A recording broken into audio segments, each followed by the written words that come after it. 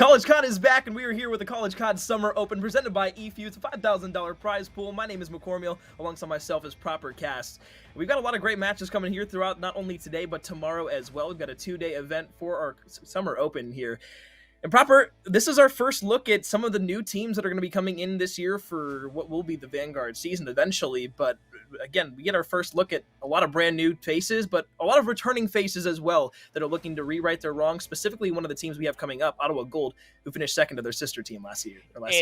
This is one of my favorite parts of the CCL season. This is now my third off season for CCL. This is one of my favorite times of the year. It's almost like orientation, isn't it? So some of these kickoff tournaments that we have for, yes, in the title that is unfortunately going to be put to rest when Vanguard does come through. But even still, much like you said, we get to see some of those new pieces. We get to see how some of that chemistry might be working out with some of those new freshmen that are coming in towards the mix as well. And to see how they kind of balance, playing along with each other with some of these, prized veterans that we've known and loved for the past few titles now. Yeah, absolutely. And the thing about it, too, is that not only is it just new faces, but it could be entirely new schools as well that are coming into the program as well. And again, I was in here the last off season. My first season was Cold War here, but just this little brief hiatus has wanted me to kind of keep coming back even more for the action that we're going to be able to see in the upcoming title for Vanguard. And at the same time is like, as much as we know who are going to be our veteran players, who are going to be our top dogs, when we go into a new title of Call of Duty, we have no idea who is going to be at the top of their game. We can have an idea of those players, but at the same time, with the new game comes new strategic abilities, but it also comes a different type of breed for that game and with the engine that we're going to be going over to. So although we could see some great faces here, that might not always transfer and carry over into the next game. Yeah, and then you also got to be looking at what a couple colleges have been doing as far as, not necessarily looking for talent, but they're doing two birds, one stone type deal, right? You're getting players that want to be able to pursue Call of Duty esports while also wanting to pursue their studies. It gives them something to do throughout the entirety of the week and something to look forward in the future to say that if they don't make it to the CDL or they can't make a living through the amateur scene, at least a lot of these colleges are giving a lot of those players something to look forward to. And Ottawa is one of those teams when our first match, at least on this broadcast for us, Alex, and to be able to see some of the names that coming through all that university between both the teams of what we had through the Cold War season. I mean, they were your two finalists, for heaven's sakes, right? With Concord finishing in third. Definitely really says something with the amount of talent that this college has been picking up. Going up against GSU, EaglesCOD, of course, Georgia Southern has always given themselves a good battle. They've always had at least one or two players that can really hang with some of those top amateur players, but they've always been messing around with like a lot of different new players, a lot of different players going down to whether it's the little sister team. It's just so hard to be able to balance, being a collegiate athlete in between all the classes that you have per week, on top of trying to scrim with your COD team. Yeah, I mean, Georgia Southern has been one of those teams where it's like they've been close, but it's always a missing piece that they need, whether it be just one player, whether it be two players, or a fragging SMG that can be able to get into the mix. It's kind of been, at least over the course of the Cold War season, that's what they've been missing here or there. And if maybe this offseason they were able to find a couple more players, maybe some oncoming freshmen, we always talk about those cracked out players that are getting into the Call of Duty scene and starting to get their names known. We could absolutely be seeing that team start to be a contender here throughout this next year, pending, again, they complete that puzzle that they needed because they've been so close at that doorstep every single time. But, talking about this map, it's a best-of-5 series, still in the single elimination portion of the bracket. We got Apocalypse for map number 1 for our hardpoint. Map number 2 will be Miami. Garrison for map number 3. Raid and Standoff will be the hardpoint and Search and Destroy, respectively, if this goes to a 4 and 5. But you can see that at the top of your screen as well. That's what we'll be referencing throughout the entirety of it. You'll see the scores there, as well as the team names at the top. And before you ask what the map count is in the chat, it's going to be posted not only under their names during the breaks, but also during the actual matches themselves. We've been through almost an entire year of the Cold War season, but yet some people still don't understand that in the middle of the screen, it shows white boxes for each of the teams that are up 1 or 2 games, or if there's no boxes at the top and it's a hard point, it's game number 1, guys. Almost in a full year.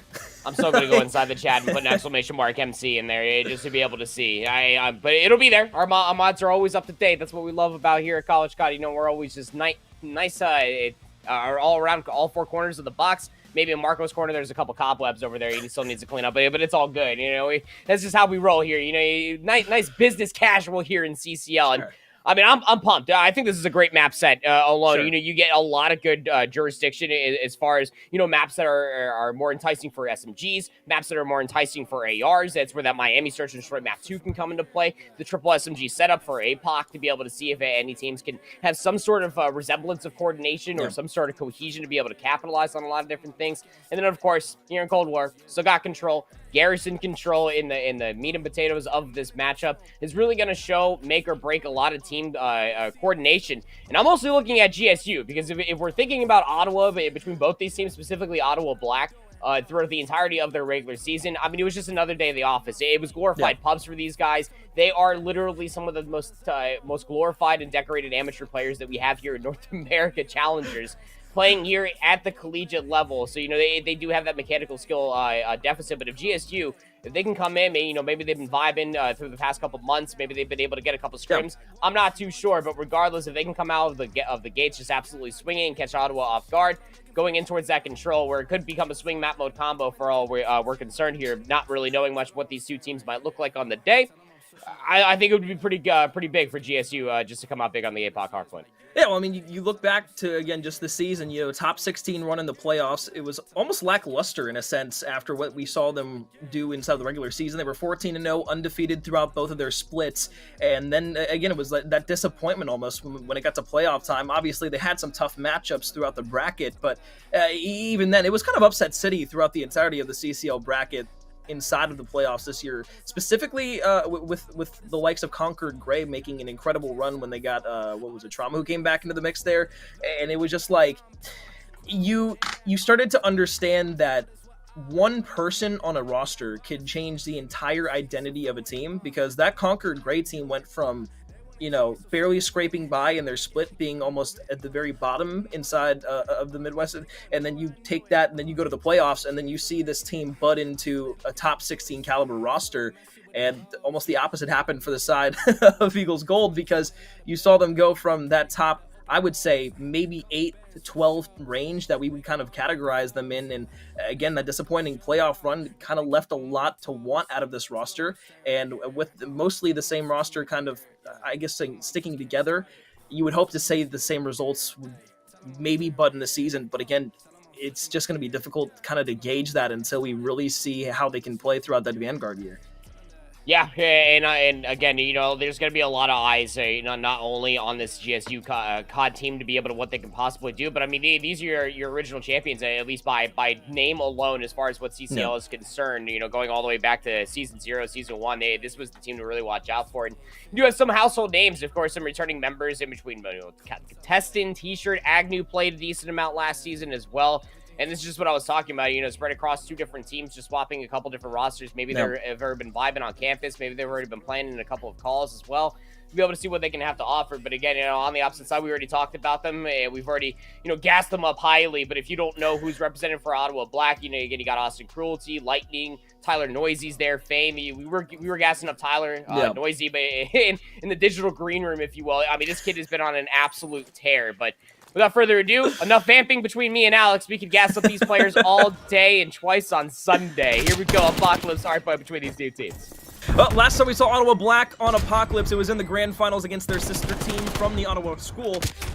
And it was quite a game. We had a comeback that was incredible. We had a lot of gunfights go down, specifically with the SMGs from both of the two rosters, but more importantly, Ottawa Black was able to come away with the win inside of that map. So you would say, well, if anything could hold true from earlier inside of the Cold War season to now, Ottawa Black is going to be good on Apocalypse starting off. They do lose the lead early on, but again, this is the Scrap Hill. Lightning will pop for 3 early kills here. Is at a point number 1. Fame will tag. That's all 4 down for EaglesCOD Gold, and the P2 rotations firmly in the hands of Ottawa Black. I mean, I feel like at this point, like if you give Ottawa Black an opportunity, all 4 of these players, I mean, through multiple titles, how many times have we been listening to AR players? You know, I'm just picking up a sub. I need to do it for the call. Apocalypse is your best friend to do that. It ended up taking a shift transition as far as the traditional 2-2 setup, 2 crates, 274Us. Now you just come out of the gates with 374Us if you're on the unfavored side. That is currently EaglesCOD Gold.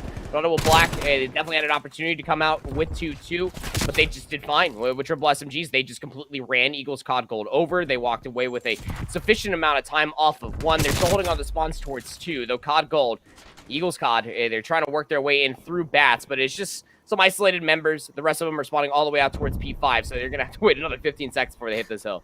And I like that Agnew played this a little slow. This is going to prohibit them from really being able to put presence and pressure on the hill from middle map specifically. And just because one player sits in the back doesn't mean that everybody else on the roster has to play a little bit passive, but they do. And that allows Ottawa Black not only to get all 4 players who are pushing from EaglesCOD Gold over towards P2 wiped off the board, but now they can start pushing down towards the south portion of the map and get themselves set up for P3. So now that Ottawa Black has grown themselves a significant lead and looks to run away with this game, this is when not only they become even more dangerous than they were in the beginning of this game, but this is when they can actually put the game away once they get past that triple-digit mark. I mean, they're just sequencing zones together. I mean, you know, it's 9 seconds away from being absolutely flawless here for Ottawa Black in the open in 3 hills. They're about to be past 100 points. And that says something, if you can tell by the canter in my voice. That is, that's value. To say the least. 8-4 for Lightning, 6-4 between Fame and Noisy. Cruelty, what are you doing, bud? 47 seconds inside the hill. Get another kill. Get positive here, Dave. What's going on? But still, EaglesCOD get themselves that break. 30 seconds inside this hill. Still can fight back. I mean, they're by no stretch of the imagination out of this.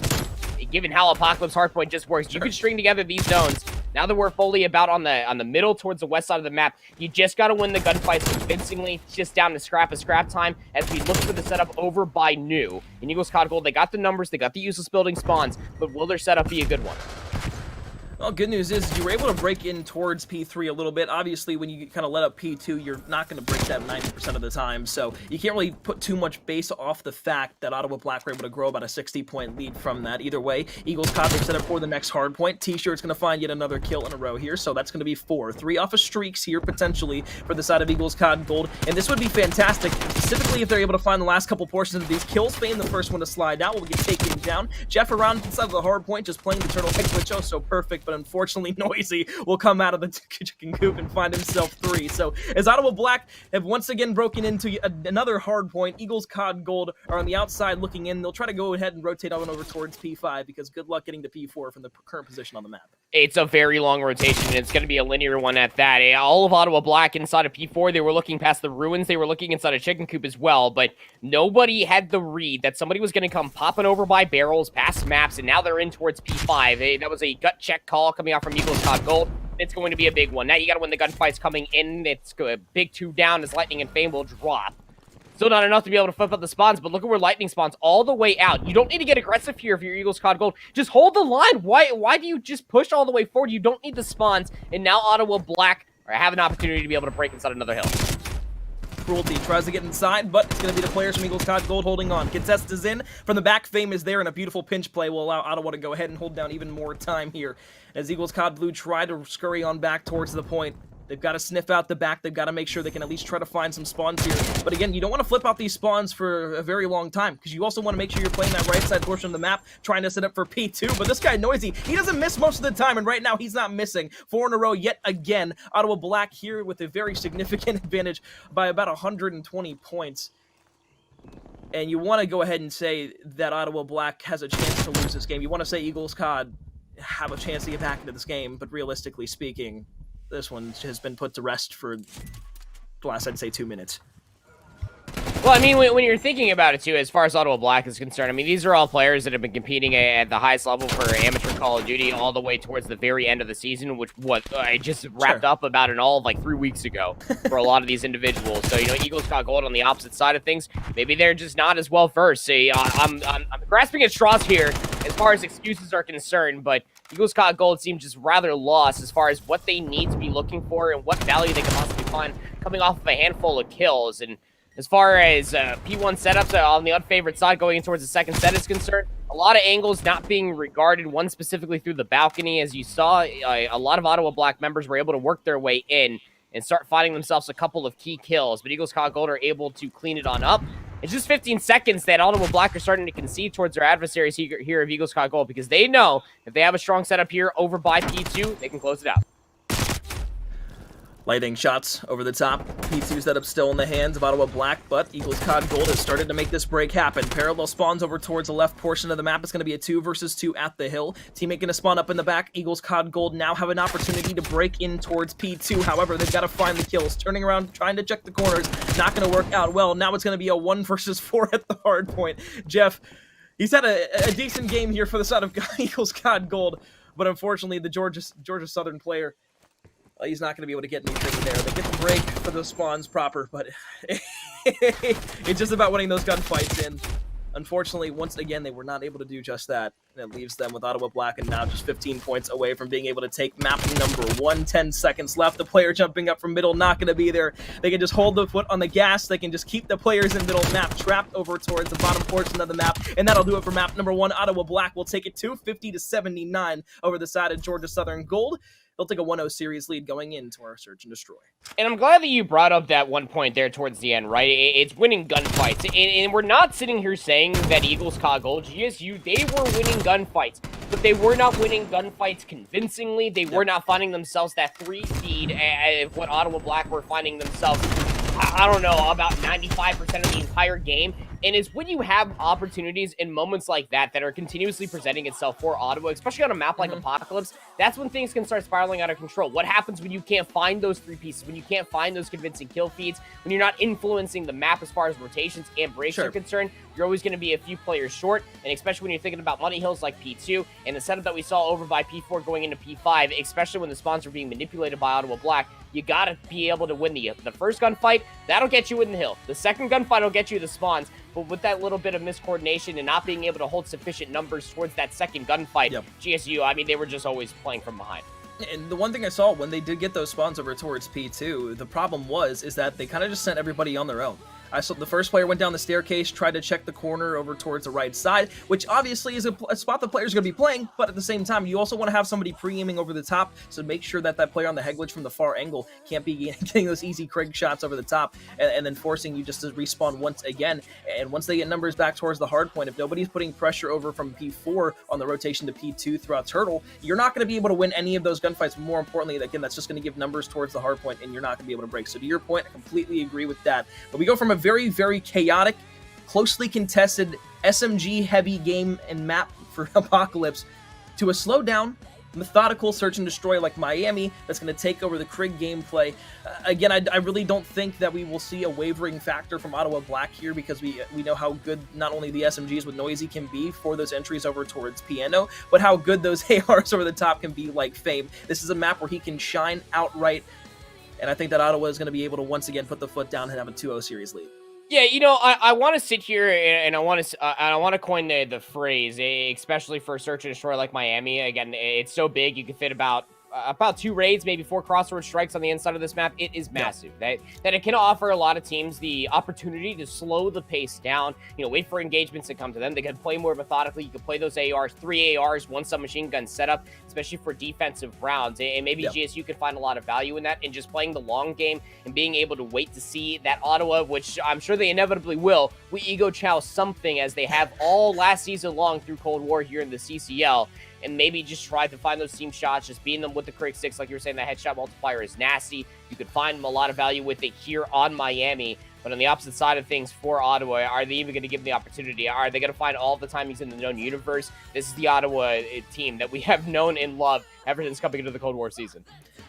I think that really almost can't be an understatement at the same time, because, look, if there's 2 teams not only going into another year of Call of Duty that you're going to expect, it's going to be Ottawa, but I mean, even with the teams that we've started to see building and forming in the background, my question is it going to be enough to take down those 2 top dogs of Ottawa Black and Ottawa Gold? Sure, it could make it a lot tougher on them to start getting through not only the season, but throughout the playoff bracket. Sure, an upset might be on the loom somewhere here or there, but at the same time, like, again, like, although we see new rosters forming, although we see new players coming in, Fastball could be, one of those players that you kind of put up at the top notch and say, okay, yeah, maybe they can be decent.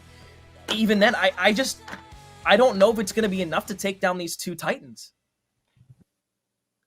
I'm thinking, I'm processing the data and the information. We also got Vickle coming over from EU. True. There's a lot of talent that's being spread across. You got Red Chase, of course, transferring. We don't even know what Concord's even going to look like as well. They still have a lot of good talent between those guys. Not to mention all the new teams that are being made through the woodworks as well. Penn State also comes to mind from the Modern Warfare year. Again, we had no idea who all these freshmen were, but they came and they made a statement. They didn't have a great Cold War season, but that doesn't necessarily matter. The statement still exists that you have a lot of generational talent that is still mostly focused on college, but is saying, hey, I can still play COD on the side here. And they're absolutely nasty with it, and they can help bring their team towards a good split one, to a championship, whatever may have you. But I'm right there with you, bud. I think the question has to be able to coexist with, yes, your roster looks good. They are strong. But are they going to be enough to be able to take down Ottawa? This is the question that we're going to be asking ourselves here continuously through the series for EaglesCOD Gold. This is going to be their best four that they are putting forward towards the juggernauts here of Ottawa Black. It will be their offensive round first. 3 players defensively stacked down over by Piano. And Austin, well, they got driveway control. It's going to come down to Agnew. They're going to be in this position. A lot of throwables being tossed at them. So the rotation for their teammates are in. Yeah, but they forced Agnew off that back head glitch position, which was kind of the biggest power position that they were trying to ride off of. But EaglesCOD Gold, they wrap this beautifully. They don't waste any time getting back over toward A. A lot of teams usually will keep 1 or 2 players over towards that B site, maybe for a fake little wrap back that the offensive team might have up their sleeve. The bomb's going to go down, so it's going to alert everybody from EaglesCOD Gold that they can start making this push, but they've got to find these initial kills, specifically the player on the bomb. Lightning will get traded out there. Noisy's still alive over towards the water side, and this is going to allow everybody from EaglesCOD Gold to start making this pinch play back over towards Fame. Shots, beautiful over the top. Found the first one, can't find the second, but this is going to prohibit the pinch now here, and prohibit the play from EaglesCOD Gold from coming through. Now it's going to be Jeff in a 1 versus 3. Shots over towards Fame. We'll find the first one. Noisy will be the second one to fall, but Noisy and Cruelty, they're playing this so perfect across the map from one another. Won't be able to find the shots here. This is going to be an Ottawa Black round win. EaglesCOD Gold, despite that wrap back over towards that A site right off the rip, still wasn't enough. Just so annoying in that post-plant situation. I mean, Fame over by the Catamaran, where it was just in the winning condition spot. This was the bomb was literally planted for Fame in this specific position. Once that bomb got planted, Fame wasn't dealt with initially. I mean, it was just a good round. Go next, all off of that. The ARs just had so much ground to work with. Cruelty over by Driveway had that min-map cross. And it's much like you also called, once Agnew got shrugged off of that lifeguard house, that head glitch that you have just looking all across the beach, nobody was guarding those sands no more. And Ottawa Black just completely stormed it, and they just completely terrorized that A site very quickly. Some trades did come through, though. That's what you got to respect out from EaglesCOD, is that they're able to do that, but how's this B rush going to be looking? Because you got 3 players strong. You're going to be leaving 1 player behind to throw a couple shots over towards A. Guess who's playing up top? Lightning and Noisy up in top purple. Lightning will find the first 2, gets traded out, but he finds his own trade after the fact. So Noisy will still be up top in top purple, but one player I want to point out already, just in the first round, was able to find 3 kills. That's Fame, the main AR for the side of Ottawa Black, has been stellar, not only throughout the Challenger season, but throughout the entirety of what was our CCL season a little earlier on this year for Cold War. Now it's going to be the players from EaglesCOD Gold starting to wrap through the garage. And middle map, Ottawa Black, they know the bomb's down up top inside of Piano. But will they know that the players are pushing? Stun check out towards the left, won't find anything. They slide out for the challenge. Now Ottawa Black, they have to make the decision. Are they going to push up through Piano, or are they going to try and wrap back around? They know where the EaglesCOD players are, at least one of them after the stun check comes through. Time your immediate adversary here, though. Bob's going to get captured. Did he get that sound cue all the way down there? I'm wondering, it's the same thing. I think Austin got a little something. Cruelty is actually going to work their way up through the piano staircase. The timing is going to be so massive here. Can't get the bomb planted. Agnew able to get the trade. 10 seconds remaining. And Fame, yeah, I mean, the win condition going forward. Hey, how's it going? I'm just going to slow crab walk my way down the stairs.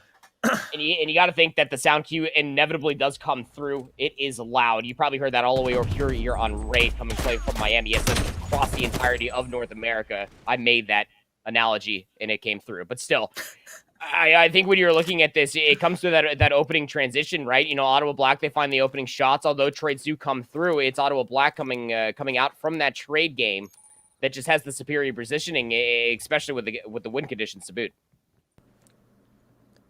Over towards A, the hit on offense, same as round number 1 here for Ottawa Black.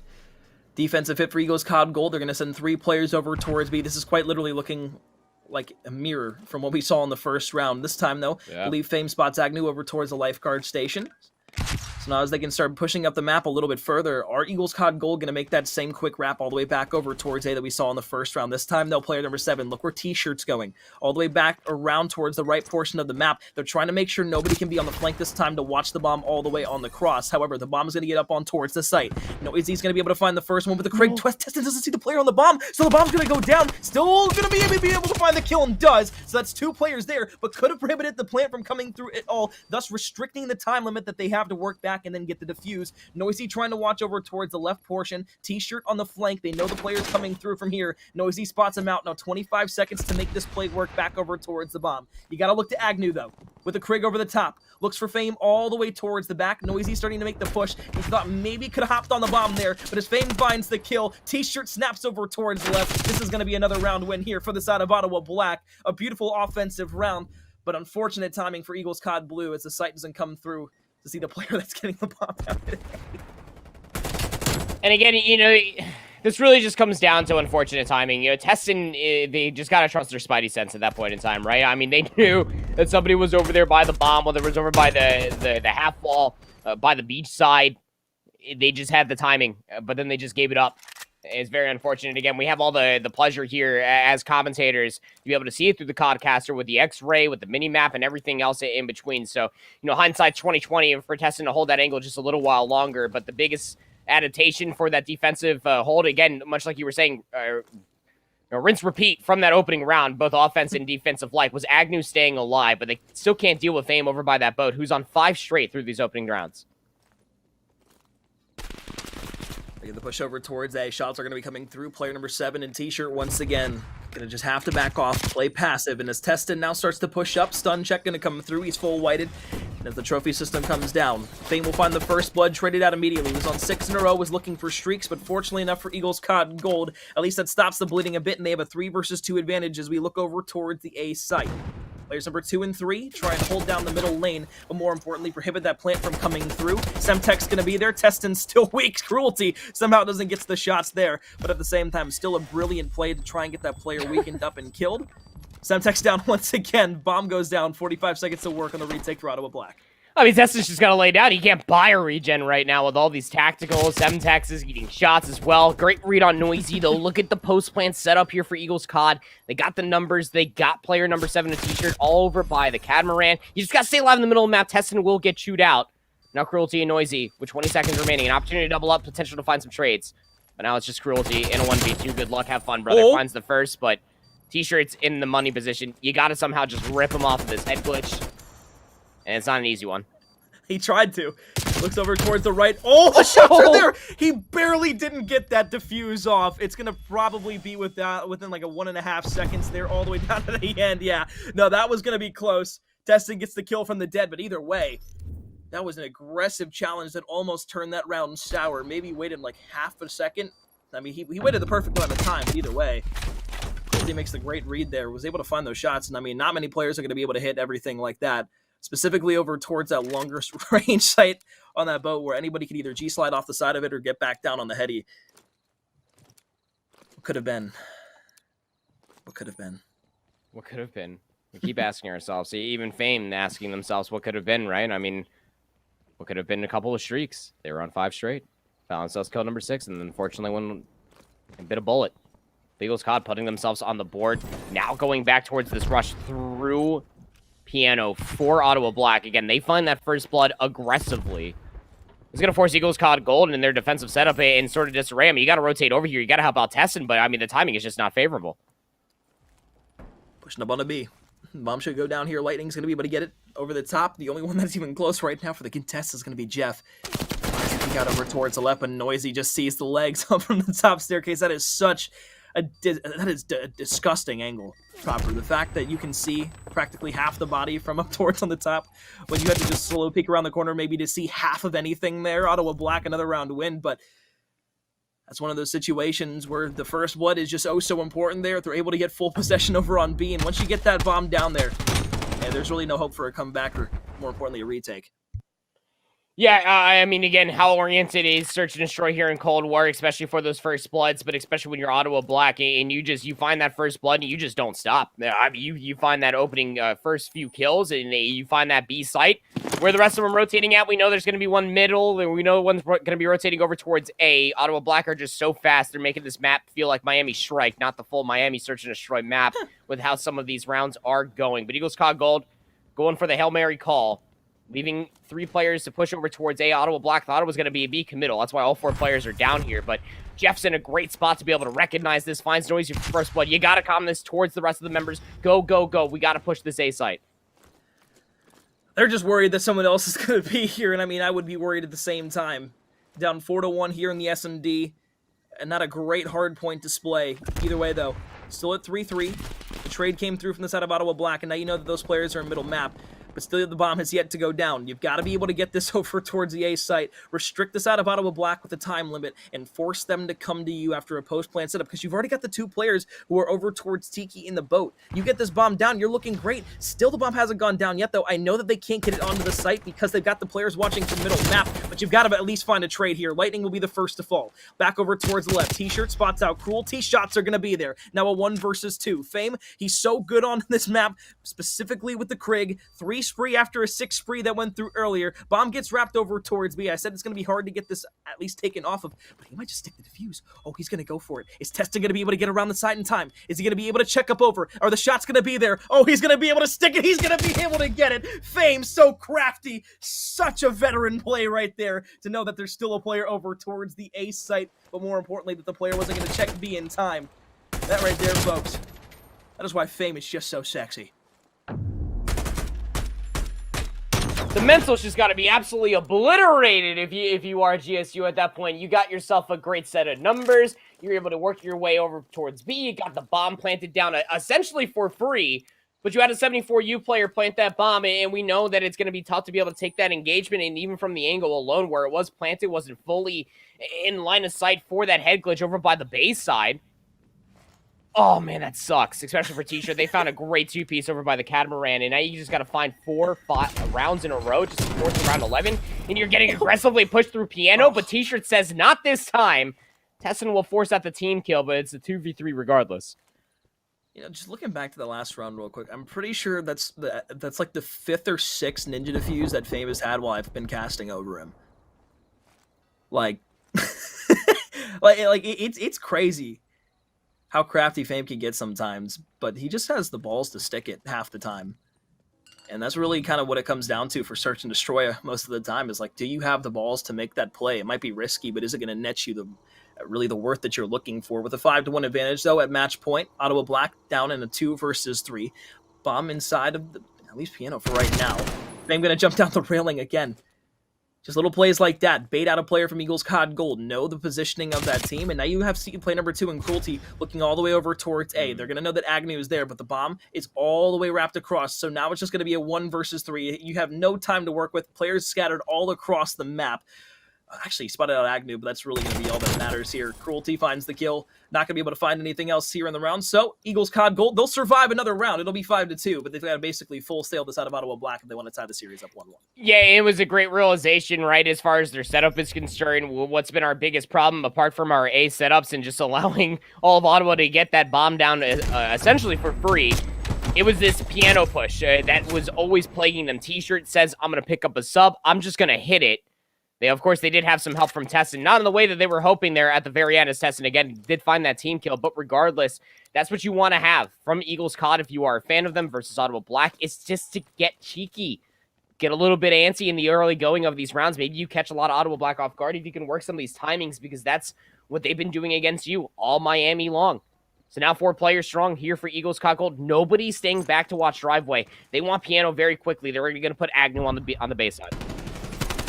Oh my.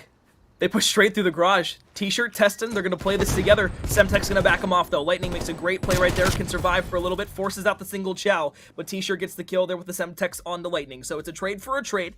EaglesCOD Gold now once again have a 3 versus 2 advantage, and you're going to be able to get the bomb down. Fame all the way over towards the back, looking to play those long-range shots. Cruelty hops over the wall. The shots in the feet are there. Oh, T-shirt! It's the best of them in that gunfight. EaglesCOD Gold go on to win the round. Now we're looking into Search and Destroy, a little bit more competitive. But my God. We'll see. Wait. We're going to see it from T-shirt's perspective. Watch him just... boom. You don't see that all that often. They fucking hit the speed boots one time. What I swear, like from Cruelty's perspective, he was on the bomb one time, and he was on the van the next. I don't know what happened. Zudini, like what happened there? At this point, just give us jetpacks back, man. No, calm down. We don't need to burn the stream alive right now with having that discussion. But like T-shirt, fun chat. That was absolutely absurd. And Ottawa Black was just like, anything you can do, I can do better. But the problem is here is that EaglesCOD Gold for B setup. It's only one player. T-shirt's on that dumpster. They got to go at least find one, if not go to find themselves some two. Oh, T-shirt not going to be able to get the shots over the top. Not sure if T-shirt has the Craig out or the 74U. Either way, the stump check around the corner is going to be able to find one. Craig out. Need to check back around this left portion, but you've only got 35 seconds to work with. You got to find these kills. You got to find the defuse as well. I said beforehand that once you get that bomb down over towards B, it's incredibly difficult on the defensive side to retake. Agnew, shots there. Fame with the 74U through the van is going to be able to find the first. Noisy picks up the second. 2 versus 4. Fame is there. The trade is in. T-shirt over the top. That's the second. Cruelty might push over towards the railing. Isn't able to spot that player out, so T-shirt going to have to back off. Ottawa Black, although they lose 2 rounds in a row, once again, they really never look back after a 5-1 lead. They'll take the Search and Destroy. They'll take a 2-0 series lead. And as we go to our control up on Garrison, they'll look to close out this series still in the single elimination portion. Unfortunate for the side of Georgia Southern that they have to face up against Ottawa Gold or Ottawa Black this early on proper, but I guess that's just the luck of the draw. Yeah, I mean, you're essentially facing Ottawa to make it to the double elimination bracket. Yeah. This is the last match for the single elimination bracket for these guys, and you got to go up against the toughest team across all the teams that are signed up. Yeah, that's not exactly a good look. So, I mean, T-shirt looked great, right? I mean, like, T-shirt, they found themselves that 2-piece over by the Catamaran. They found themselves just that saucy silent over by Cruelty in one of those later rounds, but some would argue just a little bit too late. Some would argue not enough help for GSU to be able to, combat it against some of the top AMs that we have here in North America and in the CCL as a whole, represented by Ottawa and that university. But yeah, going into the Garrison control, not exactly a lot of good lucks, but maybe the gunny is shortly warm. I mean, T-shirt's piecing together a lot of different kills together. Tessin is right there with them as well. So long as the ARs can just essentially keep up and we can have a cohesive GSU roster, this is where they can get absolutely filthy. They just cannot allow Ottawa, with that train full of steam, just bull rush their way through this upcoming control.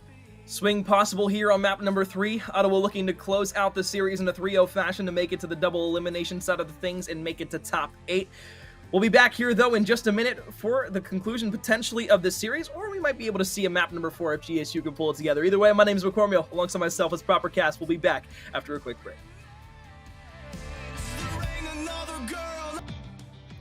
Welcome back to the College COD Summer Open presented by eFuse. My name is McCormiel. Alongside myself is Proper Cast. I said we'd have the conclusion potentially of this best of 5 series after the break, and that's exactly what we will potentially be seeing once again on Garrison for our control. Map number 4 of Raid Hardpoint could be there if GSU Gold is able to take down Ottawa Black inside of our Garrison control, but as Proper had stated beforehand, and I had agreed with, it's not looking all that promising, at least. No, it hasn't really all series long. Barring a couple of setups back on that Apocalypse Hardpoint, barring a couple of rounds there on Miami Search and Destroy, it just hasn't all just been pieced together for a beautiful painting for EaglesCOD Gold. And as far as this opening rip is concerned, at least Noisy does get ripped through the middle of the map. So an opportunity might present itself for EaglesCOD Gold, but it's not just one kill you got to watch in the middle of the map. Lightning's got a sub, hits it immediately, finds themselves 2 kills into the spawn of the offensive team. Not exactly the little roach that you want in towards your backline to upset what could have been a great opening break. Well, this is when things get dangerous. Ottawa Black, they've set themselves up about I'd say that 50 to 75% portion of the map into the spawn of EaglesCOD Gold, and this is where those spawn traps can start coming through, because even if it's not a couple players who are pushed to the map, it can just be one player who's the thorn in the side of the push. At that same junction, though, EaglesCOD Gold, they find 2-3 kills, they can get out, start making their way to a point, and then have themselves an easy 3-on-2, 3-on-1 situation, specifically over towards that B site, where they're trying to push up to now. So as Jeff finds those first 2 kills there on the push back over towards B, all of the side of Ottawa Black are on the hunt in towards middle map. They've got top green control, and as Noisy and Lightning pair for 2 kills there, it's going to be dangerously difficult for the side of EaglesCOD Gold to get a ball on that B zone. Yeah, it certainly will. And again, that's why we continuously talk about this. If you're a new fan of Call of Duty and Control as a whole, you're coming in here as a fan for some of these, these colleges. When it comes down to Control, we always talk about the opening break-off, and that's why I hit it just very quickly. Finding that first blood on a Noisy, that was great, but the rest of the coverage, once they got that first kill, they're like, all right, we got first blood, let's go straight to B. They never really cared. It did EaglesCOD Gold for the rest of the flank to the middle of the map over by top gold as well. Lightning just slipped the net just way too easily, and the opening breakoff started off so well for them they just couldn't follow up. You can't turn that into zone control, which inevitably will stop the clock, and then extend it if you're able to capture that entire zone. From there on out, it was all just the Lightning show. They were just constantly just putting themselves in position to a lot of 2 pieces, but they're somewhere absurd near like 10, 11 kills going into this round number 2. You just can't allow a player of Lightning's caliber get away with murder like that. Well, they zoned them off so well as well, because they took the option to go through middle map from EaglesCOD Gold completely off the board. They didn't allow them to get any control in top green, which is a huge power position over toward that B zone, to get that first bit of progress and then maybe slide out over towards A to at least split the defenders just a little bit. That doesn't happen. And again, it also came down to not being able to win the majority of their gunfights, which is the same problem we saw in map number 1 on our hard point. However, the trades are going to be there, so back and forth off the rip here. Over towards the B zone, it is going to be the side of Ottawa Black who start to push up. That first bit of progress is going to come through, but this time EaglesCOD Gold, at least they spot a little bit closer towards top green for that control. And Agnew is going to be the one there trying to hold on, but Noisy just going to get the 2-piece. Now they can split the defense, and this is when it gets dangerous yet again, because now you have to split your defensive side, go 2-2, or just give up a zone completely. Yeah, and this is smart coming out from GSU. You try to get the A zone back. That's the easier zone to defend. You're still flooding numbers over by lights, by the way, and Jeff will finally be traded out. Yeah. The B zone will be secured, and these are late challenges coming out. Testing Jeff from the top ropes. I'm not too sure about that one there, buddy, because now the setup over towards A might not be a strong one. Luckily enough, again, T-Shirt has been having themselves quite the series, all barring how the scoreline may present itself. Finds themselves 2 over towards this suspended tank, and that means that Ottawa Black won't have sufficient numbers to flood in towards the A zone, but that got hairy very fast. With those 2 kills that came through after the B zone got captured, Ottawa Black had an opportunity to try to storm their way over towards A. Luckily enough, again, T-Shirt finds those 2. Now Ottawa Black looking for top green and arch control to try to break this A zone. It just seemed like they wanted to make hero plays almost, because the players that got killed after that B zone went through slid out by themselves trying to challenge 3 or 4 of the Ottawa players. And number 1, that's never going to work out, but number 2, you're just taking precious lives off the board, specifically when you're needing to hold down and hold on to A, and you've already got Ottawa Black pushed up the map. They can easily rotate through your spawn if you're not lucky and get those 2 players who just died off a respawn once again, and then get progress over towards A. Either way, though, they're going to hop out over towards top green. The push is going to be there, but Jeff goes big for a 2-piece. That's going to hold things on for the time being. So they're taking a good chunk of time off the board that Ottawa Black had given themselves to work over towards A. Now it's just going to be not only holding on for this last minute of time, but also making sure you don't run out of lives, specifically on a push to the back spawn here, as Fame and his teammate Noisy are going to be leading the charge. This is where things can get absolutely silly for EaglesCOD. You got to win these upcoming gunfights. If you don't, you're going to get spawns. Trophy's already in a position, but they didn't fully read that test and spawn right to their immediate side. But you still have players that are fighting presence over by ramp. Lightning will be dealt with. Now what can Fame do in this position to try to find a couple of spawn kills? Has another player up. It's going to be T-Shirt. Can't get the gunny up in time. 27 seconds remaining. It's a 14v13. This Ottawa Black's last hope to try to convert this into an offensive round 1. Oh, can't discount what EaglesCOD Gold have been able to do this round. They've held Ottawa Black off of that A zone for the entirety of the time so far, after they were able to go ahead and fully control the B zone. T-Shirt, a 2-piece to counteract what we just saw from Ottawa as they started to push over towards A. You've got to contest onto the point, but Agnew is going to be there with the Krig. Cruelty will slide out around the corner. Cruelty wins the big one-on-one gunfight, but you got to get out on the points. For whatever reason, just opts to hit to mid-map. So EaglesCOD Gold will win that round. An interesting play there. Not exactly sure why the point wasn't directly challenged. At least you could have played the corner there, but You can guarantee yourself the defensive round win. I mean, Sure. or the defensive side if it goes to a round number 5. You know, a lot of defense for defense. They typically does get traded off here on Garrison control. You walk away with the entire B zone capture. You know that GSU didn't capture a single zone on their opening offense, so you do have that lead going into what could potentially be a round number 5 defensive side, barring the EaglesCOD doesn't get a full offensive round capture here, but a big round for them, much like you were saying. Their defensive setup over by A was a strong one. You know, you always had Jeff playing those head glitches over by the railings, challenging out inside of Cobble when need be. But T-Shirt was that player to really look out for. 12 and 11 for them. They were always that lurking player through the middle of the map. Can you somehow try to relay that back over towards an offensive round and try to get yourself on one of these zones? Because the opening breakoff, it has yourself a little bit of a standstill. Again, you have players hitting underneath through the middle of the map, but this time around the crossfire is a good one. And all of EaglesCOD Gold, they deal with Ottawa Black. And now they can double capture these zones. Over towards the right, Jeff gonna look for Cruelty, starting to make that push up. Back over towards the left, though. You've still got Fame, Noisy, and Lightning all trying to make that push. Jeff, can you go big? You were able to do it multiple times beforehand. This time, though, it's gonna be Fame with the 2-piece that sends everybody from the side of EaglesCOD Gold, except for one player over towards the B site, back to the respawn block. Teston not having a great control map here. 2 and 13, struggling in the slaying department, but losing a lot of lives for the side of EaglesCOD Gold. If there's one thing you gotta do when you don't have a lot of kills going in your way, you're not slaying all that well, just try to stay alive. You've died the most on your team while also providing the least amount of kills, and that's not trying to have a shot at Teston. That's just saying what you got to be able to do here throughout the rest of this control game to give your team a chance to push that map number 4. I just don't know why they try to go stack the A zone. I mean, you leave maybe 2 players, 1 player just over by the A zone, and then you just stack the B zone. Get that security of the 60 seconds. Okay, here we go again. Another clean kill feed comes through.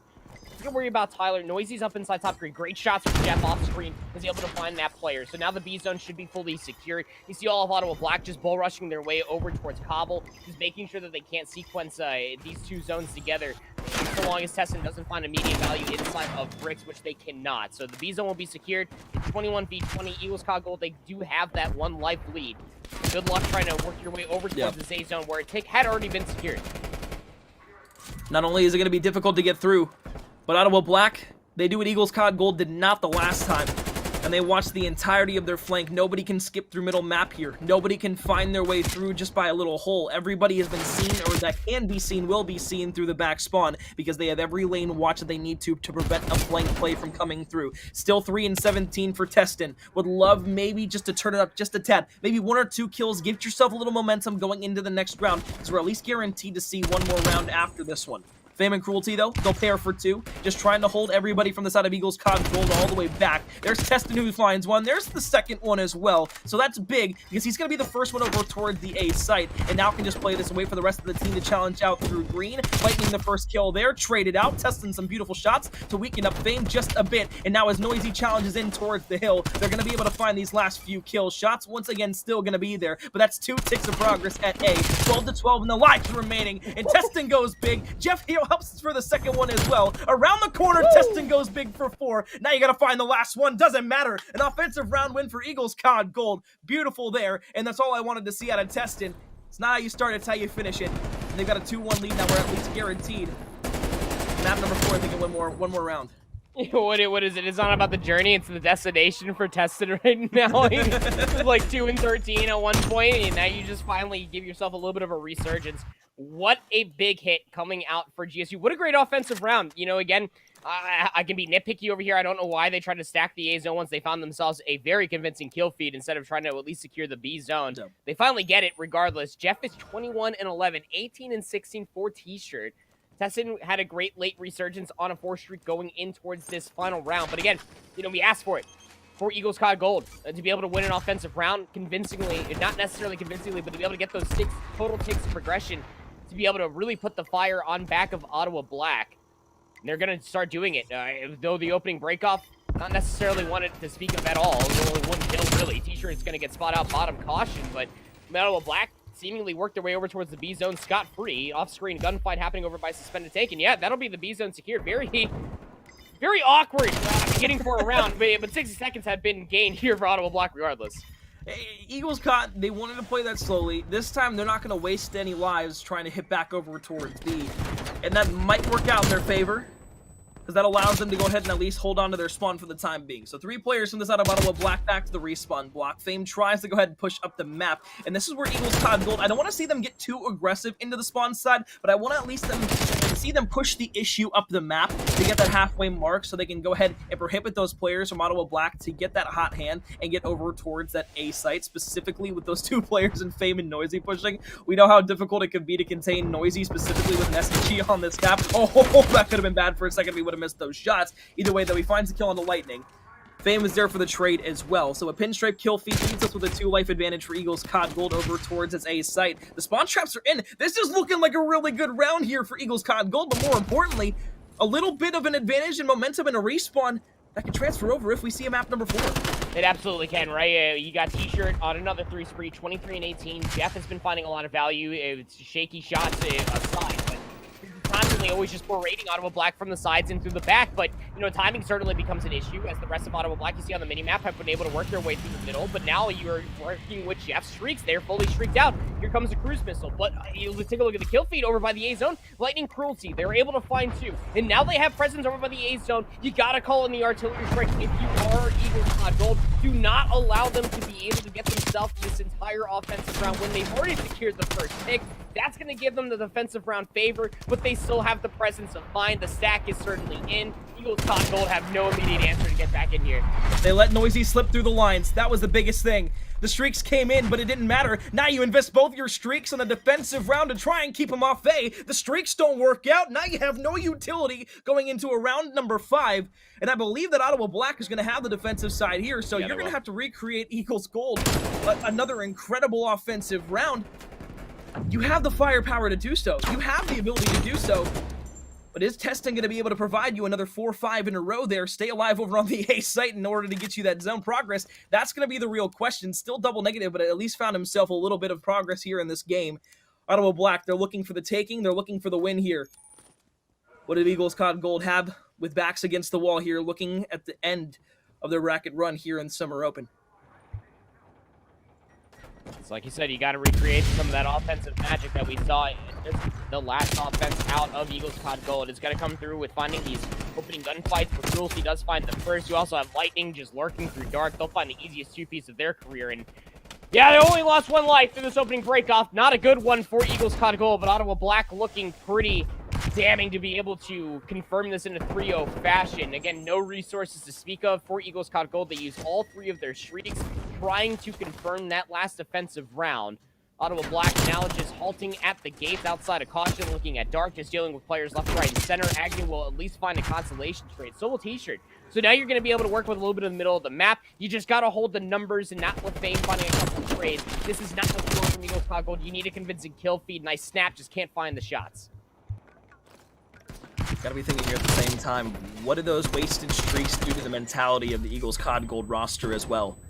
Obviously, the majority of the players that we're going to be seeing throughout the tournament here today, specifically with the teams that we kind of assume are going to be at the top tier come the next season in Vanguard, you know, their mentals aren't going to always be in the place of like, oh my god, I can't believe we just lost that, and then just get completely shattered by it. But when the win is right there, and you aren't able to find usage out of those streaks, and now you don't have it for another offensive round, that's where it gets to desperation time. You're going to get onto the point. You're going to stop the bleeding here. The time is going to tick down just a little bit, but you're going to get the progress stopped now. 9.5 seconds left is going to be all you have. Your win condition. You've got to be able to get beat first and foremost. 3 players from the Ottawa Black are there. Fame's going to find 2. The last player alive now. Fame with 3 challenges around. Can't get the 4th, but T-Shirt had to just fly forward, isn't able to do so. Ottawa Black, although it got a little dicey there with a 2-1 deficit, win 2 rounds of the control in a row. They'll find themselves with a 3-0 sweep and inside of the double elimination here. And the COD, Summer Bragg, oh my god, proper, like, they're so good. They're just so good. I mean, I'm frustrated at the same point in time, though. Yes, Ottawa Black, they will be able to secure themselves going in towards the top 8, but I mean, still, I'm frustrated for EaglesCOD, and I'm sure they're frustrated as well at the same time. Yeah. You know, they had an opportunity present itself to be able to work their way over towards, you know, getting B zone very early on in that offensive round win. They got it regardless, but it was not as clean as they probably had hoped it to be, given the circumstance that had presented itself just before, you know, capturing that B zone. But even when you start to look at the resource management, you start getting yourself a couple streaks. This is a conversation that we had back in Black Ops 4 when we still had score streaks to play with, especially in a map mode combo like Control. If you're not making your way back towards that B zone, You can invest one streak. You didn't find value Yeah. with the cruise missiles. You have to hold on to that artillery strike. Both of them at that. Once you start throwing everything in the kitchen sink out and you still don't find value, you're guaranteeing yourself a round number 5. How much juicier would have been to be able to hold on to those streaks? The second that Ottawa got that first tick, they secured the defensive round, Alex. Once that first tick came through, all of GSU, they have to recognize that. They have to communicate that to each other. We got resources. Maybe we can win this defensive round win. We can try to retake this, but it's starting to look like a round 5 here, boys. Let's just hold on to the streaks, see if we can use them going in for that offensive round. We might be loading into a raid hardpoint had that started happening. But again, you know, collegiate athletes, this is the problem that they start dealing with when it comes down to not only wanting to compete in Call of Duty, but at its highest levels. When you finally got Ottawa Black on their heels, you finally start to have them real. You have the win conditions set in mind, and it is down to your sights. But you just pulled the trigger, and you just missed that shot. Very tough to be able to say the least. Very frustrating, I'm sure, for the GSU EaglesCOD Gold Camp. They wanted another turnout here in one of these off-season tournaments here for CCL, but Ottawa Black just cannot be denied. Well, round of 16. Ottawa advances. EaglesCOD Gold will be falling to the wayside. Unfortunately, their CCL Summer Open Tournament presented by eFuse is done. However, the broadcast is not. We've got the round of 8 coming up, but the first round inside of our double elimination bracket. That's at 4 o'clock Eastern. Probably will start a little bit before that. We're like, this is what we're the first time we're like a little ahead of schedule. Proper. This is great. I love this. This is fantastic. It's very rare that you find us, not only in the COD community for a time not to be utterly torched, but for college kids to be able to, you know, put down their ramen noodles and come play some Call of Duty at the same time. So yeah, it's very, very rare occurrence for us here. It's nice, but as I said beforehand, round of 8 will be coming up, then losers round 1, followed by the round of 4, or basically the semifinals, which will be at 7 Eastern a little bit later on. But as I said, the stream's not done. We're not going anywhere. My name is McCormill. Alongside myself is Proper Cast. We'll be back with our first matchup inside of the round of 8 in our double elimination bracket.